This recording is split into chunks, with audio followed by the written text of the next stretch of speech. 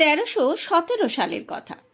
খ্যাপা বাবা তারাপীঠ ভৈরব সাঁইথিয়ায় অনন্ত বন্দ্যোপাধ্যায় বাড়িতে এসেছেন। তিনি বাবার খুব ভক্ত মানুষ।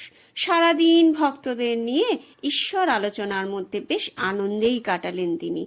এবার তাকে ফিরতে হবে তারাপীঠে, দিনের শেষ গাড়িটাতে। গাড়ির সময় হয়ে গেছে, বাবার হুঁশই নেই। গাড়ি কিন্তু প্ল্যাটফর্মে দাঁড়িয়ে।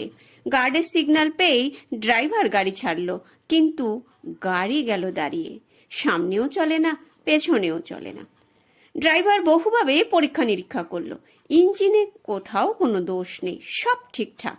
কারণ বের করার জন্য ড্রাইভার ও গার্ড অনন্ত প্রয়াস চালালো, কিন্তু সব বৃথা। ইঞ্জিনের কোনো দোষই তারা ধরতে পারলো না। গাড়ি ছাড়তে দেরি হচ্ছে দেখে যাত্রীরাও অস্থির হয়ে পড়ল, চিৎকার চেঁচামেচি শুরু হয়ে গেল। শেষ পর্যন্ত অন্য উপায় না দেখে স্টেশন মাস্টার রামপুরহাট স্টেশনে ফোন করে একটি অন্য ইঞ্জিন আনালেন। গাড়ির সঙ্গে তা জুড়ে দেওয়া হলো, কিন্তু বৃথা চেষ্টা। গাড়ি যেখানে ছিল সেখানেই রইল, বিন্দু মাত্র নড়চড় হলো না। এমন সময় গাড়ির যাত্রীদের মধ্যে হঠাৎ হইচই পড়ে গেল। ওই যে খ্যাপা বাবা আসছেন!